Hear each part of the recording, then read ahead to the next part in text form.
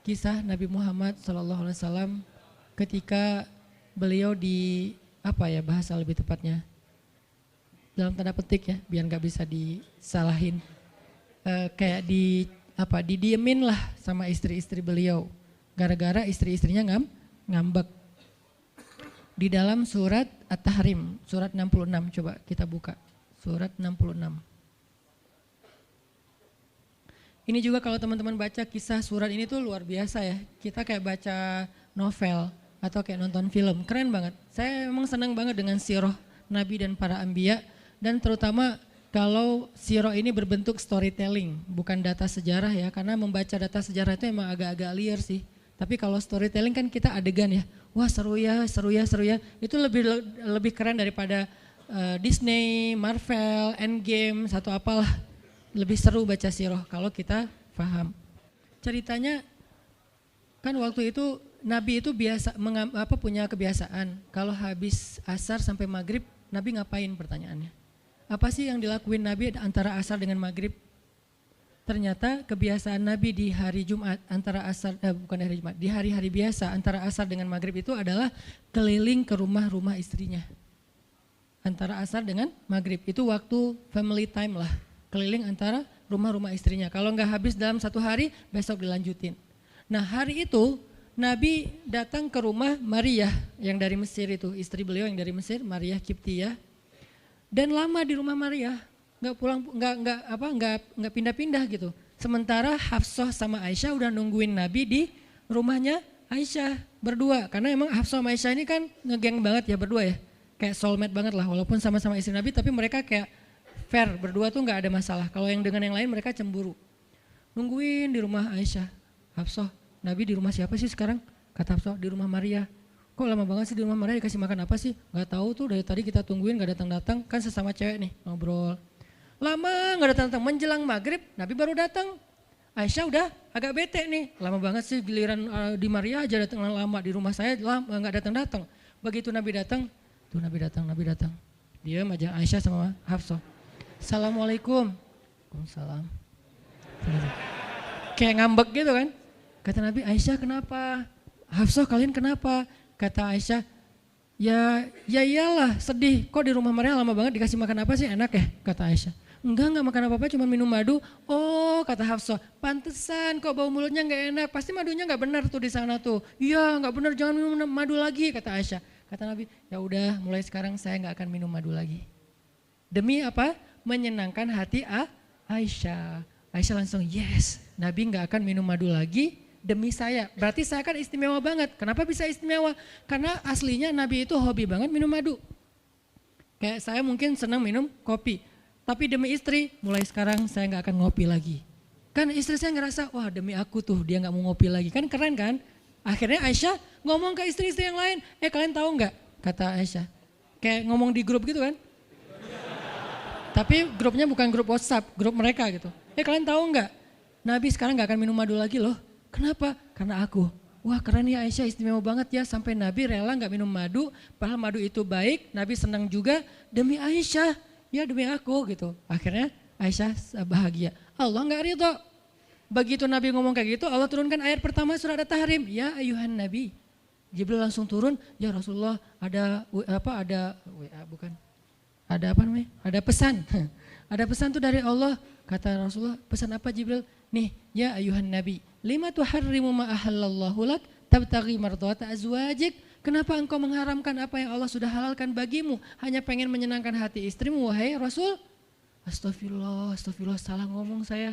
Mengharamkan ya Allah halalkan. Astagfirullah ya Allah, mulai sekarang saya akan minum madu lagi. Astagfirullah, maafin saya ya Allah. Jibril balik ke Allah, kasih tahu Nabi akan minum madu lagi. Nabi ngomong ke istri-istri yang ngumpulin semuanya, kecuali Aisyah. Semuanya dikumpulin. Ada Hafsah di situ. Wah istri-istriku, maaf ya aku salah ngomong kemarin depan Aisyah. Sekarang aku akan meralat, mulai sekarang aku akan minum madu lagi di rumah-rumah kalian. Jadi kalau sore aku lagi datang, siapkanlah madu seperti biasanya. Terus istri-istri Nabi ngerasa, Masya Allah Nabi sekarang minum madu lagi demi kita, gitu kan ya. Kan antara mereka kan saling pengen nunjukin siapa yang paling istimewa kan. Demi kita sekarang Nabi udah minum madu lagi, Nabi sampai meralat kata-katanya. Akhirnya ternyata kalimat itu sama Hafsah disampaikan ke Aisyah. Kalau bahasa sosmed kita di capture, di forward. Kan bahaya banget kan? Disampaikan ke Aisyah. Aisyah tuh lihat Nabi sekarang minum madu lagi loh. Demi siapa coba? Demi kami. Aisyah, innalillah, jadi Nabi gini. Cuman Aisyah gak sampai ngomong kayak kita. Dasarnya cowok di mana aja sama gitu. Itu mah kata-kata cewek sekarang ya. Kalau Aisyah kan elegan kan gak ngomong gitu. Akhirnya pas Nabi datang Aisyah diam. Aisyah diam, kata Nabi, Aisyah kenapa? Aisyah kenapa? Oh jadi gitu, di belakang ternyata sekarang minum madu lagi. Hah? Nabi langsung datangin sama Jibril. Rasulullah tahu gak kenapa mereka rame-rame sekarang? Siapa yang ngasih tahu nih ke Aisyah? Jibril ternyata jadi penengah, makanya jangan macam-macam deh sama Nabi. Ada Jibril, ada Allah kan, susah gitu membuat rahasia. Tahu nggak Rasulullah kenapa Aisyah ngambek? Kenapa wahai Jibril? Gara-gara Hafsah ngebocorin rahasia Nabi kepada Aisyah. Oh ini kerjaan Hafsah, kata Nabi. Oke, Hafsah. Panggil nih Hafsah. Dipanggil Hafsah, kata Nabi, Hafsah, kamu udah membocorkan rahasia saya. Ini menurut sebagian tafsir. Memang ada banyak tafsir sih. Salah satu tafsirnya kayak gitu. Hafsah, kamu udah membocorkan rahasia aku. Dan sekarang istri-istri pada ngambek. Istri yang lain juga ikut ngambek sekarang gara-gara Nabi kayak sekali minum madu, sekali nggak minum madu. Yang lain pada diam semuanya. Datang ke rumah Ummu Salamah. Assalamualaikum, Ummu Salamah, waalaikumsalam. Tadi kayak aku belum selesai jemuran, dah langsung pergi jemuran. Gak mau ngomong sama Nabi. Maria, assalamualaikum, waalaikumsalam. Kayaknya tadi aku lagi sibuk nyetrika deh. Jadi gak ada yang mau ngomong sama Nabi, diam semuanya. Nabi kan jadi sedih kan. Gara-gara siapa coba? Gara-gara Hafsah. Akhirnya Nabi bilang, Hafsah, aku kecewa banget dengan sikap kamu. Kamu gak jaga rahasia aku. Sekarang aku antar kamu pulangnya ke rumah Umar. Bahasa lainnya diceraikan. Hafsah dicerain sama Nabi. Kerennya Hafsah pas digituin, dia cuma nangis. Dia gak bilang, ya Rasulullah, Rasul tega nyerain saya, terus saya gimana? Gitu. Enggak. Rasulullah cuma masalah madu doang, cuma masalah capture dan saya forward doang kayak gitu langsung diceraikan. Tega banget sih Rasulullah. Rasulullah gak punya hati apa? Enggak. Hafsah tuh diam. Ini nih keajaiban diam yang lain ya. Diceraikan sama Nabi. Innalillah, astagfirullahaladzim. Hafsah yuk kita pulang ke rumah Umar. Iya ya Rasulullah, pulang aja. Baik banget nih Hafsah, soleha banget. Jadi by the way emang semua istri Nabi itu soleha, cuman namanya perempuan kadang-kadang muncul sifat dasarnya mereka cemburu, mereka sedih, mereka baper. Tapi itu manusiawi dan perempuan yang soleha pun merasakan hal itu. Hafsah pulang ke rumah Umar. Assalamualaikum, waalaikumsalam, dibuka sama Umar. Ya Rasulullah, Hafsah langsung masuk ke kamarnya. Ya Rasulullah, anak saya bikin salah apa? Pasti dia nyakitin Rasulullah ya. Maaf ya Rasulullah. Langsung Umar marah-marah. Hafsah, kamu ngapain sama Rasulullah? Hafsah diam aja, dimarahin habis-habisan sama Umar. Umar tahu sendiri sayang banget kan sama Nabi. Ketika ada masalah antara Nabi dengan anaknya, pasti yang dimarahin anaknya, bukan Nabi. Nabi pulang, Hafsah diomelin sama Umar, diam aja nggak ngomong apa-apa, diam. Akhirnya Jibril turun. Jibril turun, ya Rasulullah ada pesan dari Allah. Apa wahai Jibril? Di surat At-Tolak, surat putus. Kan At-Tolak itu artinya diputusin. Bahasa ini pesantrennya dicerai. Turun surat At-Tolak, kata Jibril, Allah nyuruh kamu raji'ha ya Rasulullah, raji'ha innaha qawwamah sawwamah fa innaha min azwajika fil jannah. Wahai Rasulullah, rujuk Hafsah, rujuk Hafsah. Disuruh rujuk. Allah enggak redha Rasul menceraikan Hafsah. Tahu enggak kenapa Allah begitu membela Hafsah ketika Hafsah ada masalah dengan Rasul? Salah satunya karena Hafsah diam. Harusnya Allah ngebela Rasul, Umar aja ngebela Rasul, sahabat-sahabat ngebela Rasul karena Rasulullah selalu benar. Tapi Allah ngebela Hafsah, kenapa? Karena Hafsah diam, sebegitu ajaibnya diam. Sampai ketika ada seorang perempuan bermasalah dengan kekasih Allah, Allah malah membela perempuan ini, bukan kekasihnya. Raji'ha ya Muhammad, rujuk Hafsah, dia itu istrimu di dunia dan di surga. Akhirnya Rasulullah, jadi saya rujuk wahai Umar, ya Hafsah masih nangis di kamarnya. Balik lagi Rasulullah naik onta ke rumah Hafsah, assalamualaikum, waalaikumsalam. Ya Rasulullah, udah saya marahin tuh. Hafsah kata Umar, udah gak apa-apa Rasulullah, udah gak usah bersedih, udah saya marahin habis-habisan dia tuh. Kata Rasulullah, Umar, aku pengen ngomong sama Hafsah. Ya Rasulullah jangan, biar saya aja ngomong, dia emang gak bisa ketemu sama Rasul. Ya Umar, aku pengen ketemu sama istriku. Hah, istrimu? Hafsah itu Rasulullah, keluar lagi Hafsah. Soleha banget, lembut banget, keluar. Ada apa ya Rasul? Hafsah tuh gak marah-marah. Ada apa ya Rasul? Hafsah, aku pengen ngomong sama kamu. Umar diam bingung. Kata Rasulullah, Hafsah, aku ingin ajak kamu balikan. Romantis gak sih? Rasul pengen ngajak Hafsah balikan. Kok balikan sih Ustaz? Ya rujuk kan balikan. Rujuk artinya kembali ya balikan. Hafsah balikan yuk. Umar bingung, hah? balikan. Hafsah, Allah yang nyuruh aku untuk merujuk kamu. Umar makin bingung, Hafsah kamu keren banget, sampai Allah belain kamu gitu. Kata Nabi, Hafsah, Allah turunkan ayat khusus tentang kamu di surat ini. Umar makin bingung, sampai turun ayat, Masya Allah, anakku ini subhanallah, Masya Allah gitu kan ya.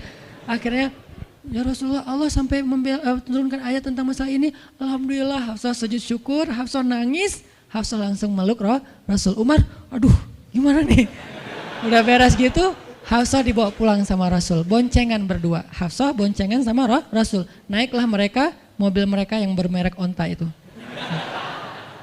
Gimana cara pulangnya? Di depan rumah Umar, Rasulullah langsung berlutut, langsung ngasih tangan buat Hafsah. Hafsah megang tangan Nabi, injak lutut Nabi, naik ke atas onta. Itu tuh romantis banget. Lalu Rasulullah bonceng Hafsah. Tadi kan cerita Hafsah dicerai sama Nabi itu kan heboh di grupnya istri-istri Nabi kan. Hafsah dicerai loh. Jangan-jangan kita juga dicerai. Soalnya Nabi udah gak mau ngomong sama kita. Astagfirullah. Jadi grup Nabi, istri-istri Nabi itu pada khawatir kalau mereka juga sama nasibnya dengan Hafsah. Pada bingung. Tapi tiba-tiba mereka ngelihat Hafsah pulang ke rumahnya dibonceng Nabi. Itu tuh langsung trending loh.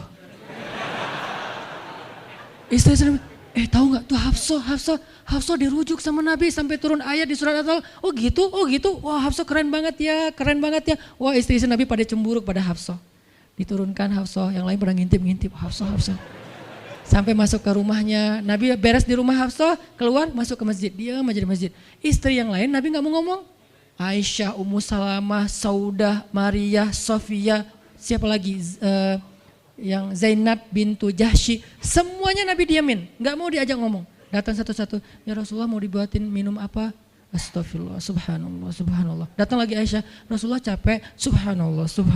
Diam semuanya, nggak ada yang mau diajak ngomong sama Nabi. Udah mereka akhirnya pada pulang, bingung, nasib kita gimana ya? Tanya ke Hafsah yuk. Sekarang Hafsah jadi kayak selebritinya. Hafsah, pada datang ke rumah Hafsah. Hafsah bantuin kita dong. Sampai Aisyah aja yang tadinya kayak bisa dibilang kayak pemimpin istri-istri Nabi kan. Aisyah paling cerdas, paling disayang sama Nabi. Sekarang Aisyah diam-diam ngomong, Hafsah bantuin dong. Kita nih lagi digantung sama Nabi. Kata Hafsah sekarang kan kayak lagi di atas angin gitu. Kalian sih nyakitin Rasul, cie. Hafsah tuh kayak wah lagi masa-masanya Hafsah gitu kan. Hafsah gimana dong? Ya udah ngomong aja langsung sendiri. Rasulullah nggak mau ngomong sama kita. Ya udah coba minta tolong ke ayah kamu Aisyah, kan ayah kamu dekat sama Rasulullah. Akhirnya ngundang Abu Bakar. Ya Abu Bakar, baca deh tafsir dari ayat-ayat ini. Abu Bakar datang, ayah tolongin kami dong. Kenapa? Kami itu dianggurin sama Nabi, didiamin, digantung udah seminggu lebih. Jangan-jangan kami juga dicerai kayak Hafsah. Kalau Hafsah dicerai tapi udah dirujuk, kami gimana nasibnya? Akhirnya ya udah biar aku yang ngomong sama Rasul. Datanglah Abu Bakar ke masjid. Rasul lagi zikir. Ya Rasulullah, itu istri-istrimu ngutus saya, subhanallah. Ya Rasulullah, Masya Allah. Ya Rasulullah, la ilaha illallah. Abu Bakar aja Rasul gak mau ngomong sama dia. Padahal Abu Bakar itu udah paling akrab sama Nabi. Abu Bakar diam, gak bisa diajak ngomong nih. Abu Bakar balik lagi ke rumah istri-istri Nabi. Kata istri-istri Nabi, gimana Abu Bakar? Astagfirullah, innalillah, gimana kalau Abu Bakar aja gak bisa, gimana yang lain? Terus akhirnya datang lagi ke Hafsah, Hafsah bantuin dong, kita udah gak jelas nasibnya nih. Kata Hafsah, ya udah aku minta tolong ayahku ya. Hafsah masih kayak gak mau langsung ke dia gitu. Ya udah aku minta tolong ayahku ya, panggillah Umar. Ayah bantuin mereka dong, nasib mereka sekarang lagi terkatung-katung gitu. Umar marah, kalian sih. Nah, tadi kan yang diomelin Hafsah kan, sekarang diomelin semua istri Nabi diomelin sama Umar. Dan salah satu kalimat omelannya Umar, itu tuh kerennya Umar sampai di-repost sama Allah. Coba. Ada nggak manusia yang kata-katanya di-repost Allah? Nggak ada, cuman Umar. 2 kali kata-kata Umar di-repost oleh Allah. Arti di-repost apa? Ditayang ulang di Al-Quran. Kan repost itu berarti tayang ulang kan? Di-capture, langsung di-copy, paste, langsung ditayangin. Itu tuh kata-kata cuman Umar yang pernah digituin sama Allah. Kata-kata Umar apa? Ayat ke-5. Kata Umar, kalau kalian gak minta maaf sama Nabi, Allah bisa aja mentalak kalian, menceraikan kalian dari Nabi, lalu menggantikan untuk Nabi istri yang lebih solehah, lebih hafizah, lebih bertaubat, lebih baik, lebih cantik, lebih perawan daripada kalian. Itu tuh kata Umar yang ada di ayat ke-5. Jadi bisa dibilang ayat ke-5 adalah ayat repostnya kata-kata Umar, saking kerennya Umar. Gitu. Balik lagi ke cerita tadi, akhirnya ngundang Umar. Umar datang ke Rasulullah. Ya Rasul, saya diutus istri-istrimu. Subhanallah, subhanallah. Ya Rasul, bicara dong, kasihan mereka kayak digantung. Ya Rasul, apakah engkau menceraikan mereka semua? Baru Rasulullah ngeliat ke arah Umar, Rasulullah tersenyum, Rasulullah bilang, enggak wahai Umar. Allahu Akbar, kata Umar. Dia langsung takbir, Allahu Akbar. Istri-istri Nabi dengar suara takbirnya Umar, itu pertanda, kode, berarti berita gembira. Istri-istri Nabi juga Allahu Akbar, rame gitu kan. Umar masuk ke rumah istri Nabi, wah Umar, Busyra ya Umar, Busyra berita gembira, wahai Umar, ya berita gembira, kalian tidak diceraikan oleh Nabi. Tapi jangan macam-macam lagi ya, ya Umar, ya. Akhirnya sujud syukur semuanya, beres sujud syukur, mereka bilang, kita masak-masak yuk untuk Rasul yuk, syukuran. Di rumah siapa? Ya di rumah Hafsah lah. Akhirnya mereka masak-masak di rumah Hafsah. Pas sudah beres masak-masak, mereka ngundang Nabi untuk pulang. Tapi yang berani ngomong sama Nabi cuman Hafsah. Hafsah, kita udah beres masak nih. Minta dong Nabi pulang ke rumah. Ya udah tenang, biar aku yang minta. Hafsah datang, ya Rasulullah, kami masak-masak loh untuk Rasul, yuk pulang yuk. Ya Hafsah, udah beres Nabi zikir, sujud, beliau balik sama Hafsah. Sampai ke rumah Nabi, tenang, udah selesai lah urusannya. Apa yang terjadi setelah itu Ustadz? Udah gak ada riwayatnya, jadi gak bisa diriwayatin. Pokoknya beres itu mereka pun hidup bahagia selamanya.